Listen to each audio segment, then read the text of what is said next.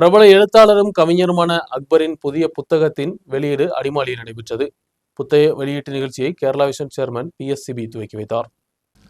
வாழ்க்கை பாதையில் சுற்றிலும் நடைபெறக்கூடிய நிகழ்வுகளை முன்னிறுத்திதான் எழுத்தாளரான அக்பர் இந்த புத்தகத்தை எழுதியுள்ளதார். நேரிமங்கலத்தின் அக்பரின் கடைசியாக இறங்கியுள்ள புத்தகம்தான் இது. நின்னே குறித்துள்ள கவிதைகள், காதல் கவிதைகள். பட்டாபி லோகோஸ் புக் வெளியிட்டுள்ள புத்தகத்தின் வெளியீட்டு விழாதான் அடிமாலி லைப்ரரி ஆடிட்டோரியத்தில் வைத்து நடைபெற்றது. Kerala vision news chairman PSCB പുസ്തകത്തെ വെളിയിട്ടാർ. അക്ബറിനെ കുറിച്ച് പറയുമ്പോൾ അക്ബറിന്റെ പ്രമേയ കവിത അക്ബറിനെ ചിലപ്പോ നബീസിനെ കുറിച്ച് തന്നെയായിരിക്കും അല്ലേ, സാധ്യതയുണ്ട്. അക്ബർക്ക് നമ്മളോടൊക്കെ പറയാൻ വേണ്ടി കഴിഞ്ഞ ദിവസം പറഞ്ഞു, ഞാൻ യാത്ര ചെയ്യുമ്പോൾ ബസ്സിലിരുന്ന് യാത്ര ചെയ്യുമ്പോൾ ഞാൻ കണ്ട കാഴ്ചകളാണ് ഞാൻ കുറിച്ചു വെച്ചത്. എന്റെ പ്രണയം ആരോടും ആവാം, എന്തിനോടുമാവാം എന്നാണ് അക്ബർക്ക് കുറിച്ചത്. അപ്പൊ ആ കവിതകൾ 5ാമത്തെ പുസ്തകമാണ് അക്ബർക്കയുടെ ഇവിടെ പ്രകാശനം ചെയ്യുന്നത്. നല്ല ഒരു സദസ്സിൽ തന്നെ അത് പ്രകാശനം ചെയ്യാൻ കഴിഞ്ഞു എന്നാണ് എനിക്ക് തോന്നുന്നത്. പ്രത്യേകിച്ചും തെരഞ്ഞെടുത്തത് അക്ബർക്കാണ്. അക്ബർക്ക് കൂടുതൽ സമയം ചെലവഴിക്കുന്ന അടിമാലിയെ തന്നെ തെരഞ്ഞെടുക്കുന്നതാണ്. ഇടുക്കിയെ നമ്മൾ എടുത്ത് പരിശോധിക്കുമ്പോൾ ഇടുക്കി വലിയ കലാകാരന്മാരുടെ തന്നെ ഒരു നാടാണ്. പക്ഷെ ആ കലാകാരന്മാരെ കൂടെ എല്ലാവരെയും കൂടെ ഒന്നിപ്പിച്ച് കൂട്ടി കൊണ്ടുപോകാൻ ഇത്തരമൊരു വേദിയിൽ കൂടുന്ന എല്ലാവരും കൂടെ ശ്രമിച്ചാൽ കുറെ കൂടി നല്ല നിലയിലേക്ക് കലാകാരന്മാരെ വളർത്തിയെടുക്കാൻ കഴിയും. അറിയപ്പെടാത്ത ഒട്ടനവധി കലാകാരന്മാർ നമ്മുടെ കയ്യിൽ ഉണ്ടാവുന്നുണ്ട്.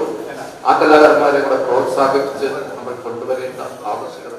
നോവലിസ്റ്റ് പുഷ്പമാதான் புத்தகத்தை வெளியிட்டது. அக்பரின் மனைவி நபிஷா அக்பர் புத்தகத்தை பெற்றுக்கொண்டார்.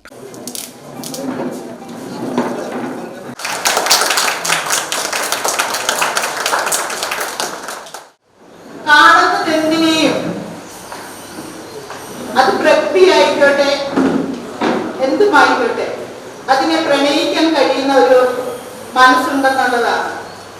നമുക്കാർക്കും ഇല്ലാത്തതും അത് തന്നെയാണ്. ആർക്കും ഞാൻ പറയുന്നില്ല, 90% ആളുകൾക്കും ഇല്ലാത്തതും അത് തന്നെയാണ്.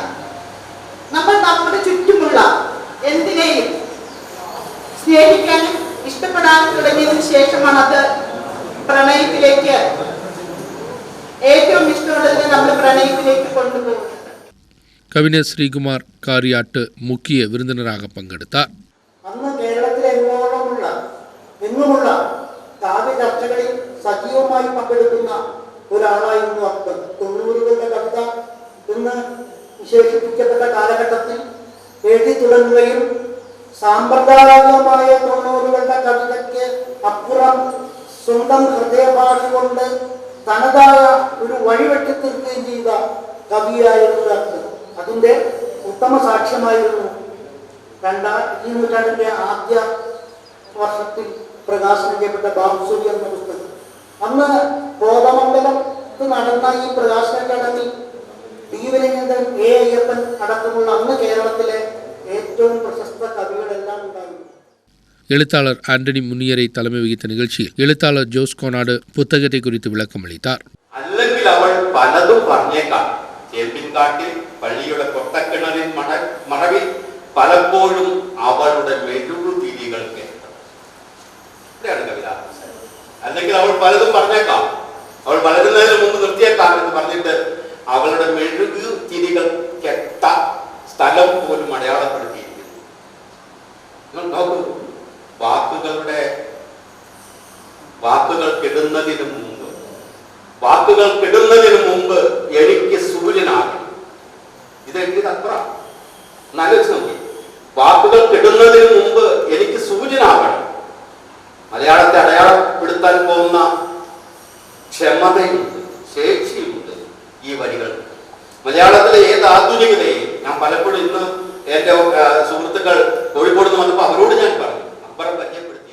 பச்சை வாரப்பத்திரிகையின் தலைமை ஆசிரியர் சத்யம் கோனாடு, எழுத்தாளர் CS ரஜிகுமார், ஷீலாலால், சந்தோஷ்குமார் MM உட்பட உள்ளவர்கள் இதில் பங்கெடுத்தனர். அக்பர் வெளியிட்டுள்ள 4 புத்தகங்களில் ஒரு புத்தகம் கவிதைகள் நிறைந்ததும் காட்டின் அனுபவங்களையும் உட்படுத்தியது. எழுத்துடன் இவர் செய்தி ஊடகங்களிலும் வேலை செய்து வருகிறார். இங்கிலீஷ், ஹிந்தி, தமிழ், தெலுங்கு பாஷைகளிலும் கவிதைகள் இவர் வெளியிட்டுள்ளார். இடுக்கி மாவட்டத்தில் அடிமாலி கேபிள் TV சேனலில் செய்தி ஊடக பிரிவில் தான் இவர் வேலை செய்வது. நேஷனல் ஆர்கனைசேஷன் ஃபார் சோஷியல் என்வைரன்மெண்டல் விருதும் மாநில சாகித்ய அவார்டும் கலா சாகித்ய சங்க அவார்டு உட்பட உள்ளவைகள் இவர் பெற்றுள்ளார். நேரிமங்கலம் பகுதியைச் சேர்ந்த அக்பர் மனைவி நபிசா, ஹகானா, சுனேகா குழந்தைகள். நியூஸ் பீரோ, அடிமாலி.